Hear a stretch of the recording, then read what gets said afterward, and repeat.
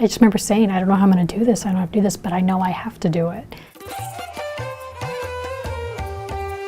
It's Friday, November 21st, 2014, and it was about 8:45 in the morning, and my senior curator, Paulo Kerke-Usai, came running in, and he was really excited, and he had received a phone call saying there was an abandoned cinema in Lakewood, California, and it had some Indian cinema in it.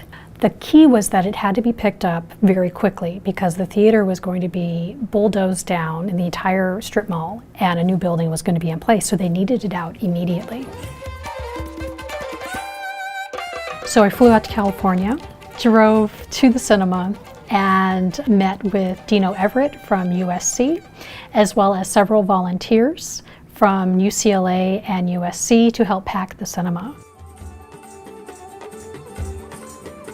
In the end, we rescued 774 prints, about 30 tons of cinema, over 1,300 burlap boxes of films, thousands and thousands of movie posters and standees.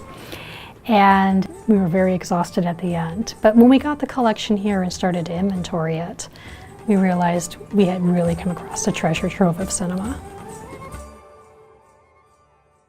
We use our gallery minis to lay out the spaces ahead of time so that we can get a sense of how the viewers are going to be able to move through the space and experience the exhibition. One of the things that I was really kind of trying to focus on for the guest experience was in some ways kind of emulating the experience that Deb Stoiber had as she was going to pick up the collection in California and kind of stumbling across these different kind of pockets of burlap boxes and film canisters. So you just sort of had this bright room like this, and you walk through this little door and there was filled with boxes on this one wall and on this wall. And through that doorway it led to another room, and it was about 15 feet by 15 feet, filled floor to ceiling with more burlap boxes and cinema.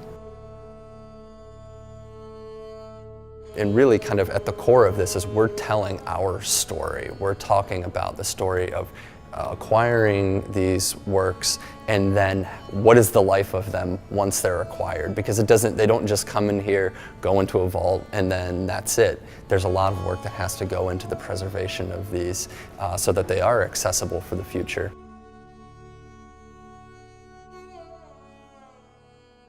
An acquisition of this kind is like a dream coming true. We have to deal with the obvious questions.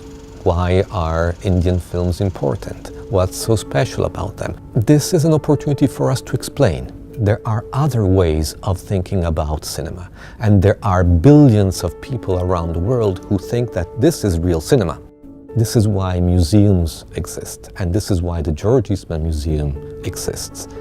It exists in order to make the unfamiliar become interesting, compelling, exciting. That is another form of cultural pluralism.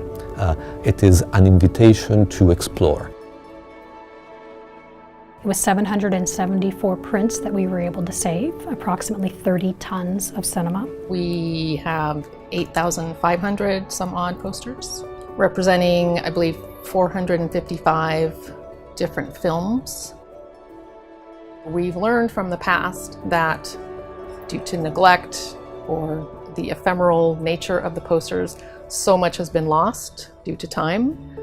This was a case where we could look at this huge universe of posters, take them all, and save a great quantity of them. So we are intervening and keeping them from being lost to time. We do have the expertise in the department and the equipment to work on it to conserve these films in a way that they can be kept for hundreds of years.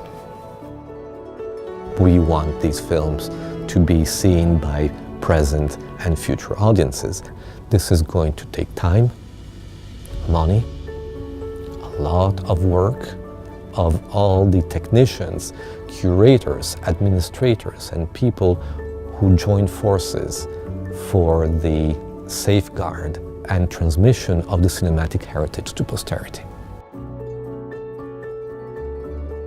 So some of the struggles in conserving such a large collection all at once is, number one, the manpower involved. It's very time consuming to go through every single print. They all need a little bit of care, and we just wind through and check frame by frame. Is it damaged? Is it scratched? Are the perforations, the little holes on the sides, are they in good shape? Could it run through a projector or not? The paper, for one thing, is very different from the paper I'm used to handling for US posters. These in particular have a glossy shine to them, which makes the handling even more problematic. The paper is very thin, for one, and that is probably the main reason that it gets damaged in the first place. I mean, it's not meant to be a permanent object. So being in a museum setting, we really work hard not to change the characteristics of an object. We weren't concerned to make it look like it had never been used or handled, so we got rid of the worst damages so that you won't focus on them, and then you can enjoy looking at the poster. In some cases, we've had to watch the films because we have found that the reels are out of order. So we have to hunt down the DVD, and we're able to watch it simultaneously while watching the 35mm film on a flatbed to make sure the film is in the proper order for researchers, and also to make it available for screenings in the Dryden Theatre. So we want to make sure that we have the most complete print as we mark as sort of an internal use only copy. That's the long-term storage. And we also want to make a copy that's available for accessibility, to show in theaters, to be loaned out to other archives or festivals, to keep it going. We want people to either see it again or to explore it for the first time. We spent almost 20 years of our professional life looking for prints of Indian films that all of a sudden came to me as an avalanche. Would you like an Indian movie? Here are 500 of them. So all of a sudden this dream coming true became the subject of a suspense story, a thriller with a happy ending.